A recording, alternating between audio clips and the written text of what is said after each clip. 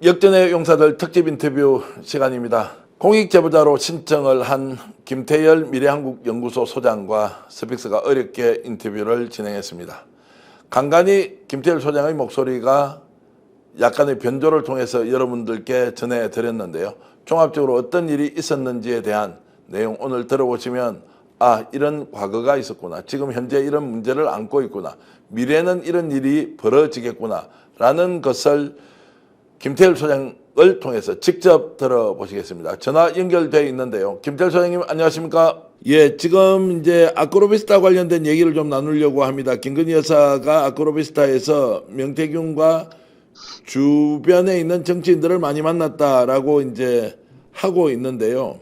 예. 자, 대선 기간 동안 명태균 대표가 아크로비스타를 얼마나 자주 갔습니까? 본인이 방송에서도 한 부분이 있는데 수없이 아크로비스타에 갔었습니다.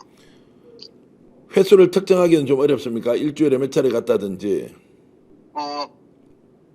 저도 한두 번은 간 적이 있고요. 네. 일주일에 한 3, 4회 정도는 서울을 왔다 갔다 왕복을 했습니다. 그 당시에 명태균 씨가 비행기를 타고 갈 때는 혼자 갔고, 그렇지 않으면은 대부분 같이 간 수행 기사가 있었습니다. 아마 그분이 아크로비스타를 대부분 같이 동행을 했고요. 아마 그분도 지금 검찰 조사를 받고 있다라고 아마 저도 기사를 보고 알았습니다. 네네. 자, 그러면은 명태균 씨가 대선 기간이라고 하면 대통령 선거가 2022년 3월 9일이니까 대선 기간 이제 경선 과정부터 아크로비스타를 주로 갑니까? 아니면 그 이전부터 예를 들어서 윤석열 후보가 국민의힘 당원 가입을 하는 게 2021년 7월 30일입니다. 어느 시점에 집중적으로 아크로비스타를 명태균 대표가 갑니까? 집중적이라기보다는 아마 윤 총장님이 아마 입당하는 그 시기부터 대선까지 주 3, 4회 정도는 서울을 갔던 걸로 알고 있습니다. 자, 그러면은 2021년 7월 30일부터 대선일인 2022년 3월 9일까지 일주일에 서너 차례 정도는 이제 갔다는 거고, 주로 이제 동행했던 사람이 아까 말씀하셨던 운전기사와 갔고, 그리고 지금 김태열 소장도 몇 차례 갔다고 했는데, 예. 혹시 김태열 소장도 가서 아크로비스타에 직접 들어가서 혹시 그 주거하던 공간에 좀 이렇게 들어가 본 적이 있었습니까? 그까지는 안 가고 네. 밑에 커피숍에서 기다렸습니다. 커피숍에서 기다렸고, 그 당시에 자, 김태열 소장은 뭐 때문에 가셨습니까? 아마 단순 동행이었습니까? 아니면 뭐 특별한 일이 있어서 정치인들과 함께 동행을 했습니까? 정치인이 아니고 그냥 단순 동행이었습니다. 예, 동행이었고. 그러면은 지금 아크로비스타 관련해서 명태균 대표가 데리고 갔던 정치인들 혹시 이제 주변의 전원이나 명태균 대표로 들었거나 또는 명태균 대표와 함께 동행했다는 그 운전 기사를 통해서 들었거나 어떤 분들이 주로 아크로비스타에 그 명태균 대표의 소개로 김건희 윤석열 후보 또는 전 검찰총장을 만나러 갔습니까? 어떤 사람이 있었습니까? 박한수 그 당시에 국회의원을 같이 박한수 아크로비스타에 국회의원. 박한수 국회의원님을 그 당시에 아크로비스타에 같이 갔을 때가 아마 그 수행하는 그 수행 기사분이 같이 갔던 걸로 알고 있습니다. 그 시점이 언젠지 혹시 기억을 하십니까? 언제쯤 같이 갔다는 것을 알고 있던가요? 그 동행했던 기사가요? 구체적으로 그건 모르는데 아마 제가 생각하기로는 아마 경선 기간이었을 걸로 생각하고 있습니다. 뭐 경선 전이거나 경선이거나 경선 이후는 이제 대선 후보가 확정되고 나서 간 것은 아니다. 박한수 경남도지사가 몇 번 정도 갔다고 얘기를 들었습니까? 한 번 갔습니까? 한 번 간 걸로 제가 기억하고 있습니다. 자, 박한수 지사가 그러면은 뭐 경선 전이든 후든 어쨌든 입당 이후에 한 번 정도 갔다는 것이고, 다른 사람은 대구 경북이나 그리고 부산 경남 울산 쪽에서 간 사람이 누가 있었습니까? 지금 언론에 보도되고 있는 배모 군수 후보님을 그 수행 기사가 같이 차를 타고 서울을 갔는데 그날은 그 안에 김건희 여사를 소개시켜 준다고 갔는데 아마 못 만나고 네. 김정일 위원장을 만났다라고 제가 이야기를 들었습니다. 자, 그러면은 이제 김건희 여사는 못 만나고 거기에서 광화문으로 가서 김종인 위원장을 만나고 인사하고 왔다. 이제 예, 고령군수 후보였던 배모 씨 얘긴데요. 예, 그럼 예. 이 사람은 한 번 갔다고 들었습니까? 아니면 두 번 정도 가서 명태균의 소개로 고령군수 후보로 출마할 사람이다라고 이렇게 좀 인지를 시켜주고 왔나요? 몇 번 갔습니까, 이분은? 아마 한 분으로 제가 기억하고 있습니다. 그래서 그 수행하신 그 기사분도 자기가 언젠가 취재를 하거나 뭐 검찰에 참고인 조사를 부른다 그러면 있었던 일들을 자기가 보고 했던 모든 거를 진술을 하려고 그렇게 생각하고 있다고 나한테 그런 이야기를 하더라고요. 그래서 서울에서 그 명태균의 어떤 그 동선이라든지 그런 부분에서는 아마 그 수행했던 친구가 더 상세히 잘 알고 있을 것 같습니다. 자, 기회가 있으면 이제 그 수행했던 그분을 저희들이 한번 인터뷰를 하기로 하고요. 자, 명태균 대표가 주로 아크로피스트를 다녀오고 난 뒤에 네. 어떤 내용을 그 지금 우리 그 김태일 소장님한테 이야기를 실제 있었던 일을 전해줬나요? 그런 몇 가지 사례를 좀 말씀 주시겠습니까? 저뿐만이 아니고 사무실을 방문하는 여러 사람들한테도 자기 어떤 자랑으로 생각하고 어제 뭐 서울에 가서 어떤 누구를 만나고 어떤 이야기를 하고 한 것까지 반복적으로 그런 말을 했습니다. 주로 어떤 이야기였습니까? 한번 소개 좀 해주시죠. 그 중에 특별하게 남는 거는 총장님과 사모님하고 셋이서 이야기하는 중에 명태균 대표가 설명을 하는 중에 아마 윤 총장님이 질문을 하거나 했을 때는 김건희 사모님이 옆에서 오빠 선생님 말씀하시잖아 좀 그러면은 알았다고 그리고 또 명태균 대표가 계속 설명을 이어가고 했던 그런 걸 제가 기억하고 있습니다. 자, 그러면 이제 명태균 대표가 그때 그 장면을 묘사할 때 어떻게 했습니까? 오빠 명 선생님 얘기하고 있는데 좀 뭐 그 뒤에 지금 표현을 안 하셨는데 예, 예. 그러면 끼어들지 말라는 식으로 얘기를 한 것인지 아니면 그냥 가만히 있으라고 한 것인지. 설명하는데 좀 설명을 계속 듣지 중간에서 말을 자르지 말라는 식으로 네. 그렇게 표현했다고 그걸 수 없는 사람한테도 이야기했습니다. 여러 사람들에게 얘기를 했다는 말씀이죠. 예, 예. 그러면 그때 이제 그 이야기를 하는 명태균 대표의 진위는 어떤 겁니까? 실제로는 진위, 그 이제 속뜻은 무엇이죠?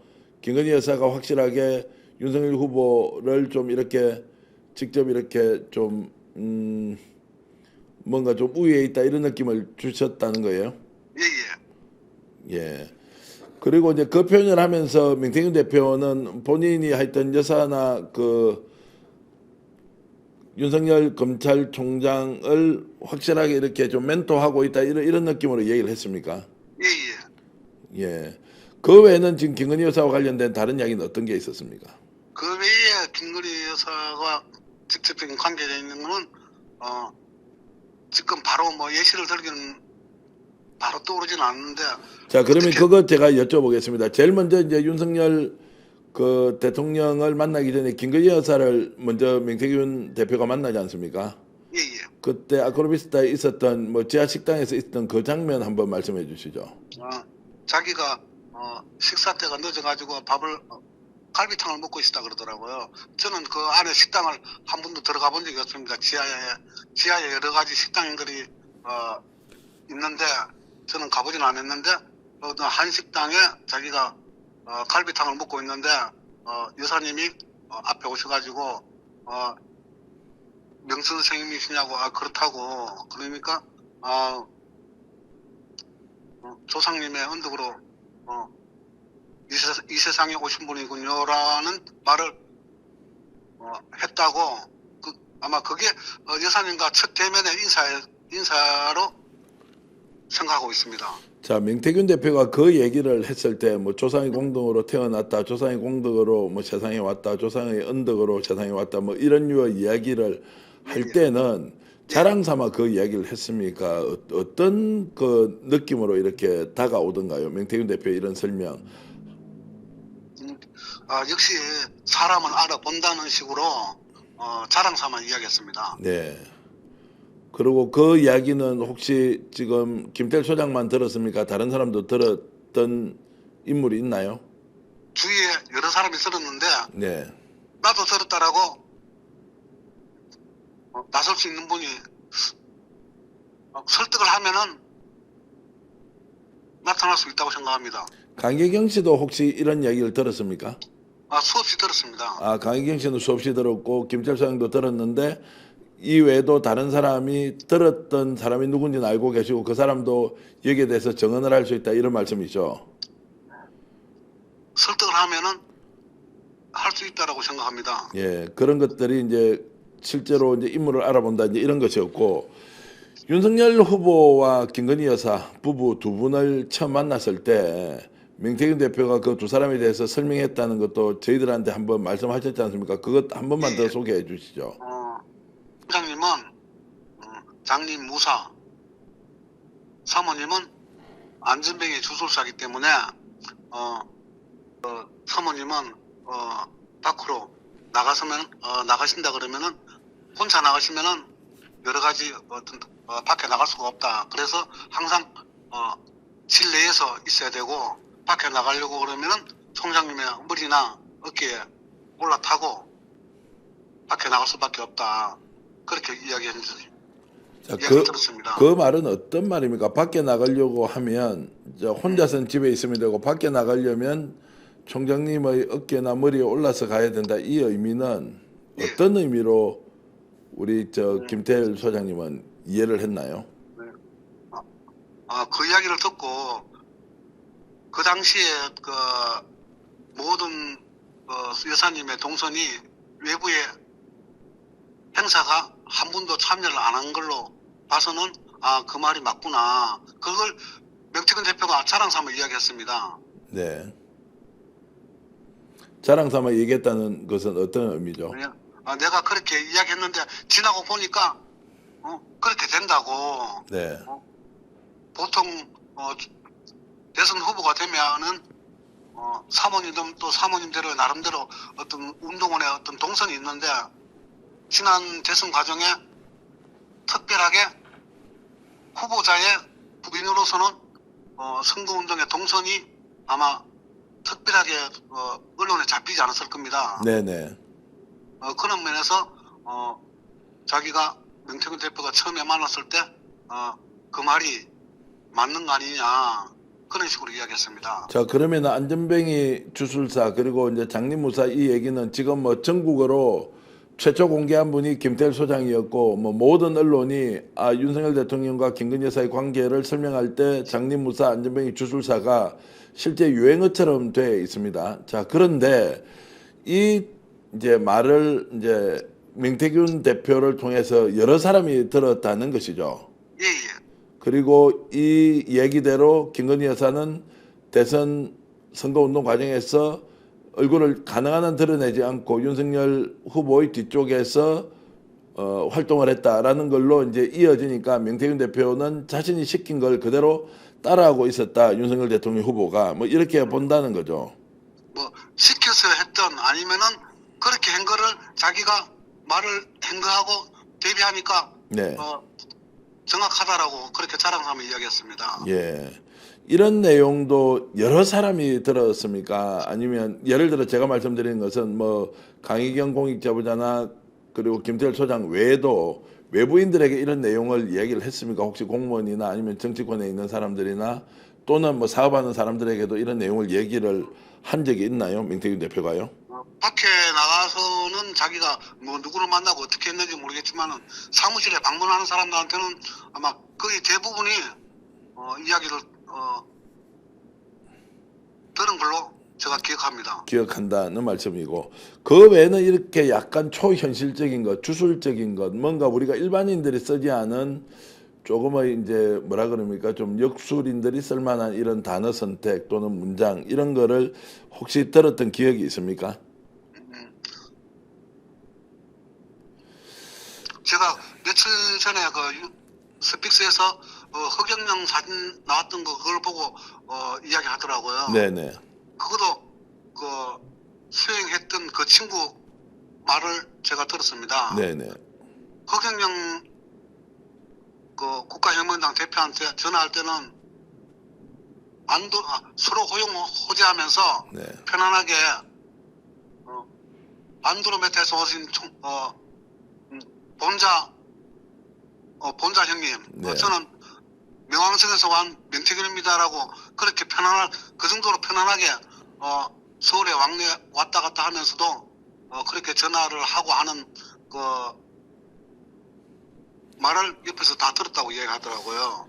예. 뭐 실제로 예예. 그리고 이제 그런 말이 자꾸 알려지니까 지역에서 있는 사람들도 다음 기회에 서울에 올라갈 때 좀 허경영 하늘궁에 갈 때 좀 미리 이야기 좀 하면은 자기들도 한번 가보겠다고 해가지고 몇몇 사람들을 데리고 가서 하늘궁에서 숙박까지 하고 온 걸로 자랑 삼아 이야기했습니다. 자, 이제 허경영 국가혁명당 뭐 총재인지 대표인지 이제 이 사람 얘기는 조금 이따 하기로 하고요. 아까 이제 윤석열 대통령 후보 부부를 처음 만났을 때 안전뱅이 주술사 그리고 장립무사 이런 얘기를 했고, 그것은 이제 본인이 일종의 예지력으로 특정한 사안에 대해서 내는 의견을 김건희 여사가 잘 받아들이는 것 같다. 그 이후에 김건희 여사 행보를 보니까 내가 이야기했던 것과 비슷하다 했던 거고요. 지난번에 이제 김태일 소장님을 통해서 저희들이 이제 들었던 얘기는 조선일보 이동훈 논설위원이 윤석열 검찰총장의 입당 전입니다. 이제 6월 10일 정도 되는데요. 7월 30일 입당이고 2021년 6월 10일 정도에 대변인 격으로 이제 됐는데, 그 과정에서 명태균 대표가 김건희 여사에게 이런 얘기를 하니 어느 날 이동훈 당시 이제 대변인이 그냥 그만두더라라는 그 이야기도 좀 날짜에 맞춰서 한번 설명 한번 해주시겠습니까? 이동훈 대변인이 임명되고 아마 며칠 되지 않았는데 네. 이동훈 대변인이 목소리가 너무 힘이 실리고 총장님도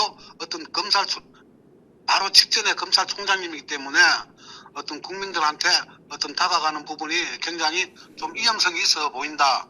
그런데 이동훈 대변인의 목소리와 모든 인상과 총장님하고 서로 맞지 않는 부분이 많은 것 같다. 뭐 이동훈 대변인도 참 훌륭한 분이시지만은 대변인이 아닌 다른 역할을 맡기시는 게 좋을 것 같다라고 이야기하니까 2, 3일 후에 그분이 일신상의 이유로 사퇴를 했습니다. 자, 그리고 잠깐만요. 그러면 잠깐만요. 자, 그때 이 이야기를 명태균 대표가 누구에게 했다는 겁니까? 사모님한테 이야기했다고 그랬습니다. 김건희 여사에게 이런 이야기를 인문평을 했다는 예. 것이고, 그러고 나서 며칠 뒤에 일신상의 이유로 이제 사퇴를 했다는 것이고, 예. 그러면은 명태균 대표가 이 이야기를 할 때 우연의 일치로 그런 것이다라고 얘기를 했습니까? 아니면 본인이 실제 이런 건의를 하니까 김건희 여사가 바로 받아들여서 결과적으로 이 사람이 그만뒀다라고 이야기를 하던가요? 어떤 쪽으로 지금 김태일 소장님은 들었습니까?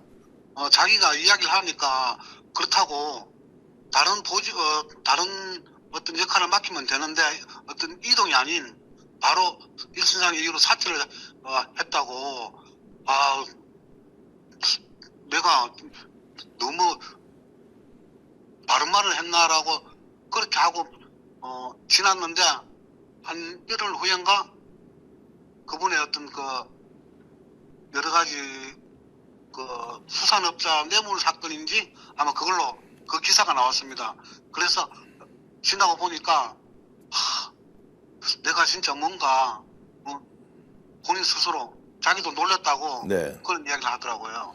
자, 그래서 그것은 이제 본인이 얘기를 해서 사퇴한 것인지 아니면 정말로 미래를 내다보는 예지력으로 얘기를 했는데 그것이 일어났는지 본인도 잘 모르겠다라고 일단 하고요. 예. 이동훈 조선문논설위원을 그 사퇴 이전에 혹시 이제 맹태균 대표가 만난 적이 있습니까? 김영선 의원에게 소개를 해달라고 해서 만난 적이 있다 이런 얘기 들어보셨습니까? 네. 만난다고 그 당시에 이동훈 그 대변인을 모든 사람들이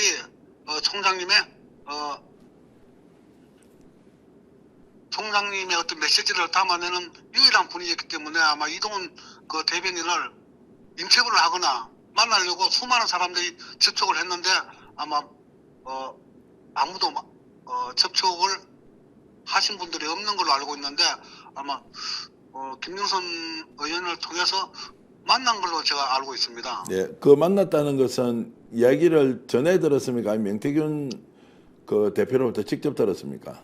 그 당시에 만나러 간다고 아침에 일찍 비행기를 타고 간 것까지는 제가 기억을 하고 있습니다. 예, 그러면은 이제 김영선 의원이 이동훈 대변인을 이제 연결하고 명태균 대표가 만났고 그 뒤에 김건희 여사를 만난 자리에서 이 사람에 대한 인문평을 했고 우연인지 필연인지 모르겠으나 며칠 뒤에 사퇴를 했다. 이제 이 이야기로 제가 이해를 하면 되겠습니까?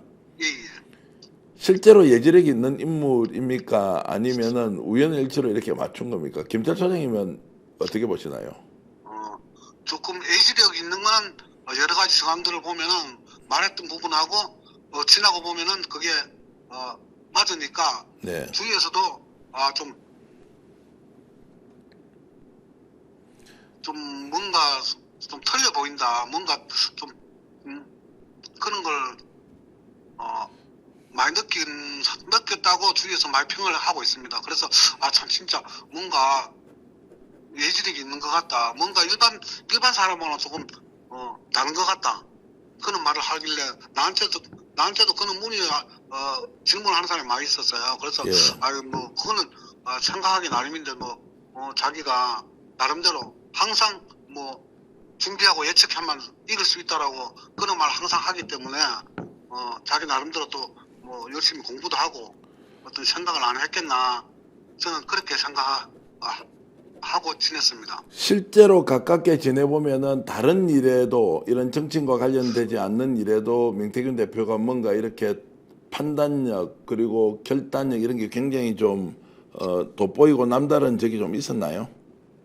예, 그런 게 있었습니다. 그래서 아마 국회의원이 국회의원 한 3선, 4선 정도 하시는 분 같은 경우는 사회에서 다양한 사람을 접하는데 명태균을 평하기에 뭔가 좀 특이한 사람 같다라는 그런 인터뷰를 제가 본 적이 있습니다. 예. 예전과 다르게 뭔가 좀 기운이 안 좋다고 그렇게 이야기했는데 하고 난 다음에 며칠 있다가 장모님이 구속되는 일이 있었습니다. 예. 그런 거는 일반적으로 사람들이 생각하기에는 과연 대통령 후보 장모님을 바로 구속될 수 있겠나라고 대부분은 그렇게 생각했을 건데 자기도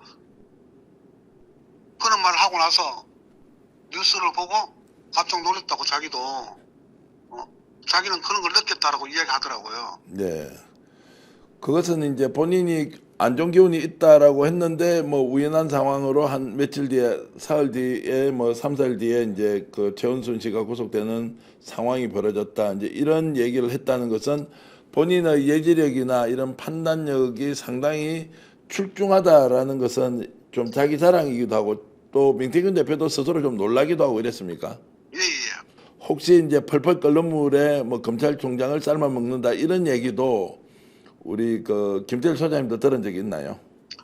그건 내가 구체적으로 들은 건 아니고 그것도 아마 여러 사람들한테 명태균 대표는 어느 상황이 어떤 주제를 가지면은 그 주제를 가지고 편안하게 이야기할 수 있는 사람이나 그런 사람들이 오면은 항상 사람 사람을 이야기했는데 아마 그 시기는 김병선 의원이 당선된 이후에 일어났던 일로 제가 일정에 생각하고 있습니다. 근데 그 당시에는 제가 김영선 의원 당선된 이후에는 모든 게 차단돼가지고 그 사무실에 상주를 하지 않았기 때문에 모르겠지만은 그런 말을 저도 들은 적이 있고 내가 들었으면은 다른 사람들 또한 사무실에 근무하는 여러 직원들 또 외부에서 오는 사람들한테도 그 예전에 어떤 평상시와 여러 가지 말하는 모습을 봤을 때는 수많은 사람들한테도 했지 않겠나. 저도 그 이야기는 언뜻 들은 적이 있습니다. 자, 뭐 들은 적이 있다 하더라도 이제 시점에 대해서는 약간 차이가 있는데 이 이야기는 이제 그 대통령 후보가 되기 전에 전당대회 과정에서 2021년 이제 10월 경에 아마도 이제 김건희 여사가 직접 전화를 해서 꿈을 꾸었다라고 하니까 이제 세 사람이 거론되죠. 거기에는 이제 장제원, 권성동, 윤한홍이 펄펄 끓는 물에 총장님을 삶아먹는 꿈입니다라고 이제 하면서 맞춰버렸다. 이틀 뒤에 권성동 의원이 뭐 어떤 식당에 가서 뭐 성추행에 해당하는 뭔가 좀 사고가 나버렸다. 이제 이것 때문에 법적 대응을 한다, 만다, 막 이런 이야기가 많이 있었는데 그 이야기를 자 미리 했는데 이틀 뒤에 자 사고가 나버렸다. 이제 이런 이야기인데 자 이제 그렇게 해서 이제 뭔가 주술적인 요소가 많이 이제 섞여 있다. 이제 이렇게 지금 말씀을 지금 나누고 있는데요. 자 김태일 소장님. 명태균 대표는 실제로 어떤 인물입니까? 지금 이제 제가 취재해 보니까 인천에서 태어나서 뭐 경남으로 내려가서 어린 시절을 보내고 그리고 창원에서 이제 30대에 대학에 들어가고 뭐 사업을 했다 이렇게 아는데 좀 더 우리 시청자 여러분께 이렇게 알려줄 수 있는 그 명태균 대표의 좀 일대기나 이런 쪽으로는 알고 계신 내용이 있습니까? 자기 어떤 그 성장이라든지 그런 부분에 대해서는 구체적으로는 저도 물어보지도 않았고 구체적인 거는 말 안 하는데 평소에 자기가 어릴 때 시골에 작년에 삼촌 댁에 와서 지냈다고 그러면서 어릴 때부터 너무 힘들게 자기가 자랐다 그런 말을 항상 했습니다. 그러고 아마 자기 삼촌 집에 있다 보니까 여러 가지 어떤 삼촌하고의 어떤 그 어른들이 그 어떤 자녀들의 어떤 그 지금 들으면 아마 학대일 거예요. 그런 네네. 거를 자랑 삼아 항상 이야기했습니다. 예. 그래서 보통 통상적으로 보면은 자기 어떤 어렸을 때 어떤 성장 과정이라든지 그런 게 참 남들보다 평범하지 않았다 그러면은 잘 이야기를 하지 않는데 그런 부분들을 여러 사람들한테 이야기를 하는 거 보고 참 어릴 때부터 참 너무 많이 고생했구나 제가 그렇게 생각했는데 다른 사람들은 그런 이야기를 들으면서 어떻게 평가했는지는 모르겠습니다. 제가 보기에는 참 물론 어렸을 때고 굉장히 일반 그 아들이 어떤 부모 밑에서 자란 거하고는 조금 다른 부분이 많이 있구나 그 정도로 생각했습니다. 저 뭐 어릴 때 이제 부모님을 잃고 할머니와 함께 장녀로 가서 이제 초등학교 2학년 3학년 때는 할머니와 함께 이제 시장에 가서 이런저런 이제 그 장사를 했고 또 그 과정에서 삼촌 집에 작은 아버지 집에 살면서 이런저런 이제 좀 그 불편한 상황들을 많이 겪으면서 정말로 인생이라는 것이 왜 이렇게 힘들고 어렵고 고통스러운지를 어린 나이에 많이 이제 경험을 했다. 이것이 이제 지금 현재 명태균 대표의 좀 그 이제 태도나 또는 삶의 방식을 결정하는데 영향이 좀 있었다. 이렇게 지금 이제 보고 계신 거죠, 김 소장님은. 예, 맞습니다. 예. 자, 그러면 김정일 위원장을 만나러 가서 아까 독립자금을 대는 사람이다. 배모 씨를 소개하면서 했던 그 시점은 대충 기억이 나십니까? 2021년도일 텐데. 2021년도 대선 기간 중에 경선하기 전일 걸로 제가 예, 생각합니다. 경선하기 전이나 뭐 경선하고 있을 때 이제 그 시점은 중요한 건 아니고 예. 김정인 위원장과 명태균 대표는 언제 처음 만났습니까? 아마 비대위원장을 할 때 만난 걸로 제가 기억하고 있습니다. 예, 비대위원장이라면 이제 지금 전당대회가 2021년 6월 11일이고 서울시장 보궐선거가 4월 7일이었거든요. 2021년. 그러면 2020년 정도에 만났다? 서울시장 선거하기 전에 만났습니다. 서울시장 선거하기 전에 만났고 혹시 2020년도에 국회의원 선거 과정에서 만났다는 얘기도 있던데 그 내용은 잘 모르십니까? 그거는 아닐 겁니다. 아니다. 왜냐하면 예예. 김영선 의원이 김종인 위원장을 처음 소개했던 것이 2018년도 이후지 않습니까? 경남도지사 출마를 하고 이제 실패하고 나서 김영선 의원이 알고 있는 이제 정치적 네트워크를 자연스럽게 명태균에게 연결해 주지 않습니까? 예예. 그때면 아마 김종인 위원장을 만났던 게 2018년, 19년도일 수도 있지 않느냐. 만난 장면을 목격했다는 사람도 있더라고요. 그 시점은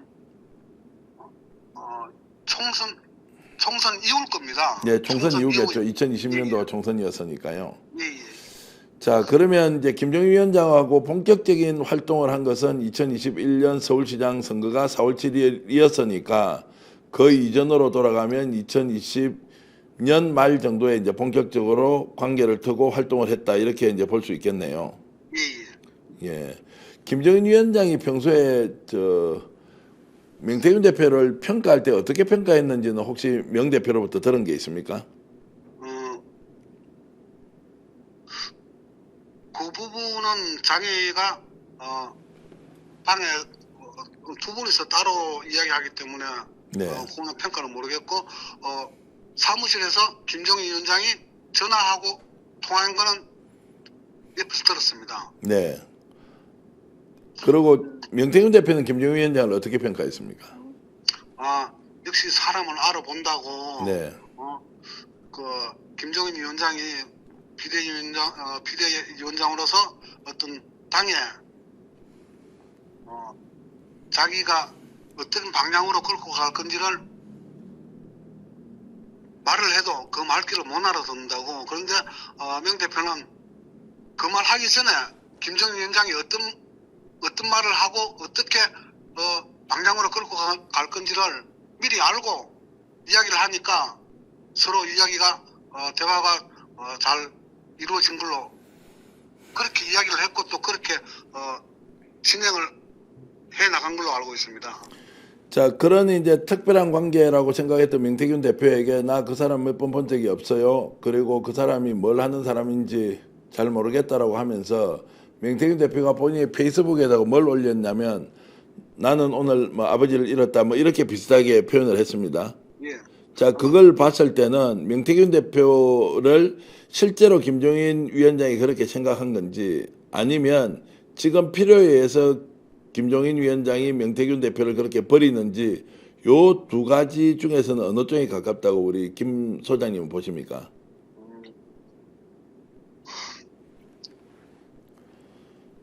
명태균 씨가 정치적인 아버지를 잃었다라고 하는 그 표현이 정확할 겁니다. 네. 실제로 이제 여론조사를 계속 해서 이제 뭐 데이터를 갖다 주고 뭐 분석하고 평가하고 또 논의를 했고 뭐 이렇게 돼 있고 그 이준석 의원으로 바로 좀 넘어가 보겠습니다. 이준석 의원은 김종인 위원장이 소개했습니까? 아니면 김영선 의원이 소개했습니까? 김영선 의원이 소개한 걸로 알고 있습니다. 예. 그러면은 이제 이준석 그 당시 비대위원을 박근혜 이제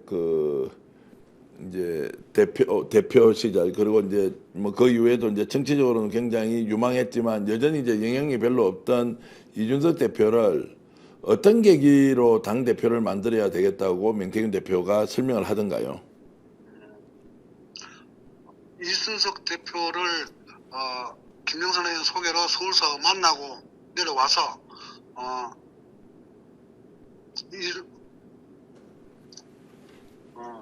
뭔가 당에도 새로운 바람을 넣기 위해서는 자기가 10년 백수인 네. 오세훈도 시장으로 만들었기 때문에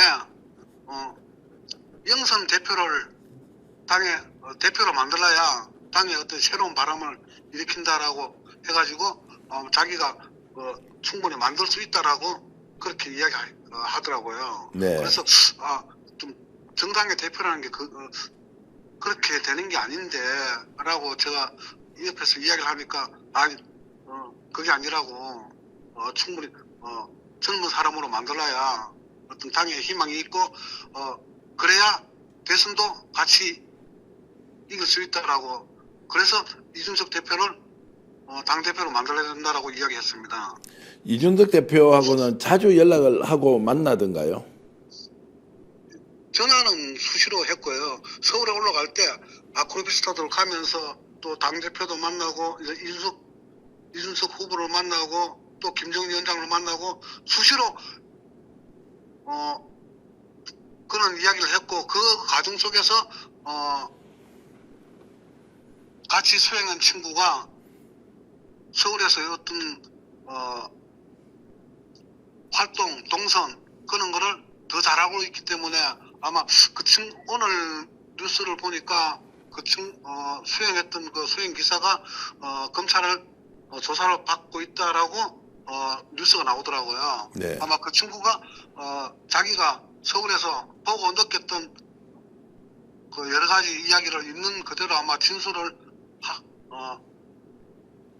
했을 거로 보입니다. 왜냐하면 며칠 전에도 자기가 참고인으로 조사가 된다면은 있는 그대로 이야기를 한다라고 저한테 이야기한 적이 있습니다. 네. 실제로 이준석 대표를 만들었다는 것은 명태균의 주장이기도 하지만 이준석 대표도 이것을 100% 인정은 하고 있는 것 같습니까? 당연히 그렇게 생각을 하겠죠. 네. 저도 7불사 사건을 뉴스를 보고 알았는데 아마 명태균 대표가 그런 말 했을 거예요. 그 선거 기간에 김영선이가 오락하면 오겠냐고. 내가 오락하니까 그 샤복에 니로 왔지. 아마 명태균 대표가 언론에 그렇게 직접 이야기를 한 걸 제가 들었을 때 네. 충분히 그러고도 남을 겁니다. 네. 그리고 윤석열 대통령과 이준석 대표 간의 갈등이 생겼을 때도 자 중재를 누가 했느냐 바로 명태균 대표가 했다 이런 얘기가 있는데 그것도 사실이다 이렇게 지금 소장님 보시는 거죠? 예, 그게 그는 기획은 명태균 대표가 했다라고 자랑했고 이준석 대표는 그게 동선이라든지 그런 거는 당에서 했다라고 하는데 그는 자리를 기획해가지고 세부적인 거는 당에서 아마 했기 때문에 이준석 대표는 당에서 모든 걸 기획하고 했다라고 아마 그렇게 이야기하는 것 같습니다. 네. 어쨌든 이제 대선에서 윤석열 후보가 승리하는데 기여를 했던 이준석 당대표가 결국 이제 불미스러운 일이 언론에 노출되면서 당에서 축출되지 않습니까? 그때도 명태균 대표는 이준석 그 전 대표와 계속 이렇게 교류를 하고 있었다 이런 건 혹시 알고 계시나요? 당에서 축출되고 난 이후에는 아마 보궐선거 이후에 맞습니다. 지방선거 이후입니다. 예, 예. 지방선거 이후에는 제가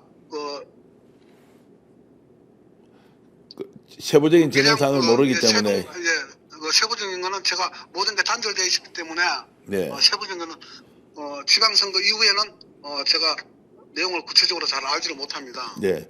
자, 알겠습니다. 자, 그러면 자, 미래한국연구소 명의대표지만 어쨌든 대표로서 여론조사 결과가 보고되는 것은 당연히 알고 있었을 테고 여기에서 여론조사와 관련된 비용을 못 받고 있다는 것도 알고 계셨습니까? 예. 그렇기 때문에 당에서 예.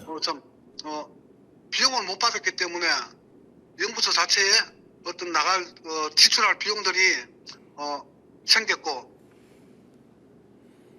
그래서 대선 이후에 돈을 받아온다라고 했는데 안 받아왔고 거기에 대해서 여러 가지 채무를 저한테 지속적으로 제가 부담을 하게 되는 과정에서 제가 한계를 느꼈고 네. 그래서 그 책임을 지금까지도 제가 지고 있습니다. 자, 그러면 이제 지금 상황에서 한번 되돌아보겠습니다. 명태균도 이 돈을 받으려고 3억 7,500만 원의 청구서를 가지고 갔지 않습니까? 예. 근데 못 받고 돌아왔습니다. 그래서 이제 공천이라는 선물을 가져왔는데 명태균이 실제로 돈을 받지 못할 것이라는 걸 알고 여론조사를 해줬다고 혹시 생각하십니까? 애시당초 공짜 여론조사 해주자 이렇게 했다고 좀 보십니까? 어떻습니까, 소장님은?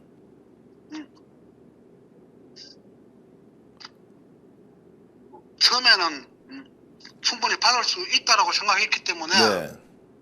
그렇게 시작한 걸로 알고 있습니다. 네. 그래서 한 분은 윤석열 당선되면은 아크로베스타를 존락한다고 그런 말까지 했었습니다. 그게 언론에 보도된 것이 아니라 이제 본인이 직접 주위 사람들한테 아크로비스타를 나한테 주기로 했다 뭐 이런 말을 했습니까?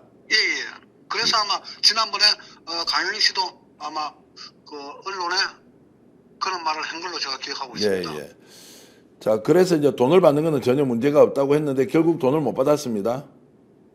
그래서 명태균도 쏘갔다 이렇게 하면 제가 좀 과도하게 분석하는 겁니까? 속한 게 아니고 네. 그 대가로 김영선 공천 받았다라고 생각을 합니다. 그러면 김영선 의원이 이 돈을 갚아야 되지 않습니까? 선거할 때부터 모든 돈은 명태균이가 알아서 다 하기로 했기 때문에 나한테 돈 이야기 하지 마라 라고 처음부터 돈에 대해서는 아예 선을 그었습니다. 근데 명태균은 자기가 알아서 다 할 테니까 걱정하지 말라고. 자, 결국 그렇게 했을 때는 또 다른 어떤 그 돈을 받을 수 있는 어떤 그런 생각을 가지고 이야기했지 않겠나. 네. 자, 그러면 이게 이제 좀 뭐 제가 조금 이치에 맞지 않는 질문일 수도 있는데 한번 드려보겠습니다. 명태균은 그러면 지금까지 우리 김태일 소장이 봤을 때 오늘 당장 발생한 이 사건을 종합적으로 보면 본인은 잘했다고 생각할까요? 아니면 후회하고 있을까요?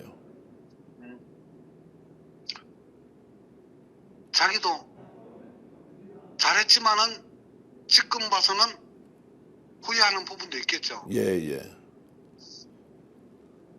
그러면 명태균이라는 사람이 지금까지 살아왔던 이제 지난 뭐 한 7, 8년 정도의 과정, 그리고 강혜경 국장의 경우는 한 11년 정도 인연이 있는데, 자, 이런 상황을 어떤 방식으로 돌파할 걸로 이렇게 좀 예상을 하십니까? 돌파를 할 수 있다, 할 수 없다 포함해서 명태균 방식으로 이 상황을 어떻게 정리할 것 같습니까? 예측 좀 해볼 수 있겠습니까?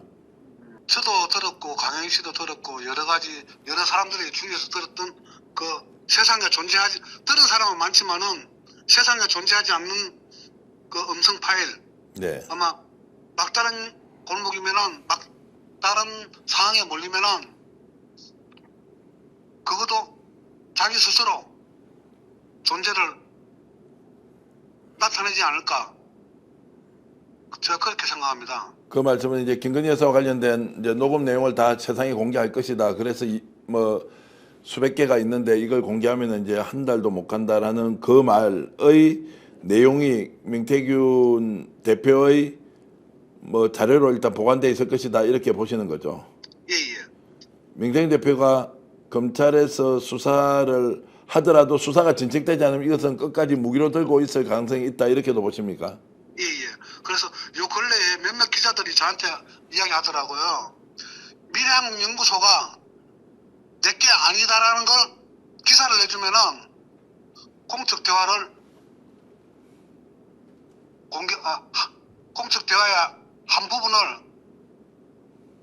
주겠다라고 몇몇 기자들한테 그렇게 이야기를 했다라고 기자들이 저한테 이야기하더라고요. 그 말이 무슨 말입니까? 그러면은 공적 대화를 폭로하는 또는 공개하는 조건으로 미래한국연구소가 김태일 소장 것이다라고 기사를 써주면 된다. 예. 그게 뭐 앞뒤 말은 안 되는 것 같은데 어쨌든 그런 정도로 이 상황을 타개할 수 있을지는 잘 모르겠는데요. 제가 또 하나 궁금한 거는요. 김영선 의원인데요. 김영선 의원 지금 잠적한 상태에서 검찰 수사도 받고 있지 않지 않습니까? 저도 어떻게 하고 있는가 싶어가지고 전화를 요 근래에 몇 번 했어요. 아, 직접 전화 통화를 했는데, 예. 아니 전화번호가 3개 있는데 3개 다 모두 꺼져 있었습니다. 네. 지금 현재 어떤 김영선 의원의 어떤 생각은 제가 알 수가 없습니다. 네. 자, 그러면은 오늘 이렇게 이제 긴 시간 인터뷰를 하면서도 제가 이제 종합해 보면 이렇습니다. 김영선 의원이 공짜로 공천을 받았지 않습니까? 예. 그러면 선거 비용도 되지 않았어요. 그 자기 돈으로 당연히 선거를 해야 하는데 비용도 되지 않았다. 명태균이 돈을 가져왔다. 그런데 여론조사를 했는데 그것을 서울에 가서 자 비용 청구를 했지만 뭐 아무것도 가져온 게 없습니다. 그럼 당연히 김영선 의원이 그 있었던 상황에 대해서 선거 비용이든 또는 다른 이제 각종 비용 본인이 최대 수혜자지 않습니까? 그러면 김영선 의원이 가장 적극적으로 나서서 이 문제를 해결하겠다라고 해야 될 것 같은데 이 질문은 범법 사실을 다 제외하고 최고의 수혜자는 김영선이다라고 봤을 때 이 사람이 중심이 돼서 이 문제를 해결하려고 해야 하는데 가장 멀리 도망가 있는 느낌입니다. 어떻습니까?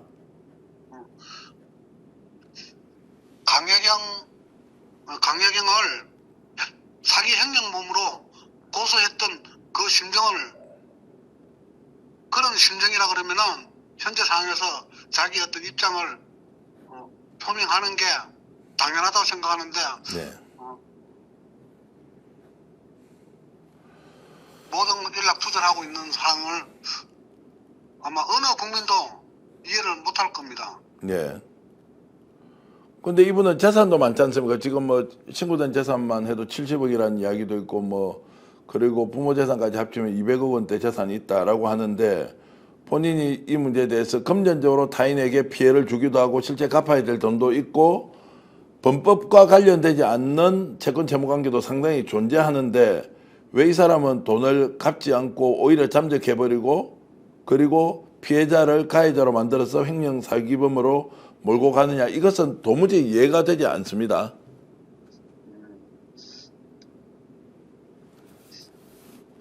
그렇게 하는 거는 본인 스스로 또 다른 외부에 드러나서는 안 될 여러 가지 어떤 정치적인 그런 게 있기 때문에 그렇지 않을까 생각합니다. 네.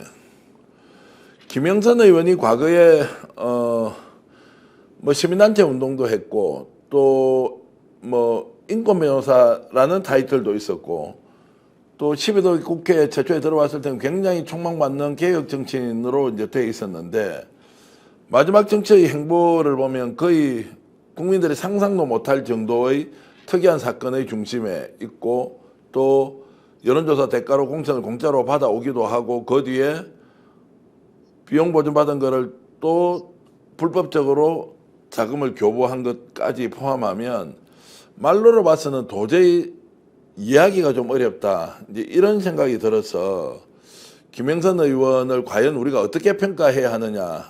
그리고 김태열 소장님이 또 가까운 뭐 친척 관계지 않습니까? 이런 부분에 대해서 좀 공적으로 김영선 의원을 어떻게 평가하는 게 맞겠습니까? 제가 모시고 있던 분을 평가한다는 것 자체는 좀 모순이 있겠지만은 네.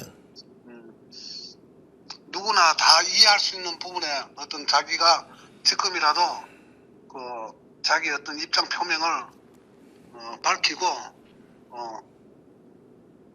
어떤 책임질 부분이 있으면 책임을 져야 된다고 생각합니다. 네. 자, 지난 이제 2020년 넘어서 2024년이고요. 이제 출발한 지점이 2018년부터 이제 실제로 한 6년 뭐 7년 이런 시간을 이제 미래한국연구소 소장으로 계시면서 고통을 받았는데 그 지난 한 6, 7년 정도를 전체적으로 좀 돌아보면서 가장 고통스러운 부분이 지금 어떤 겁니까, 소장님은?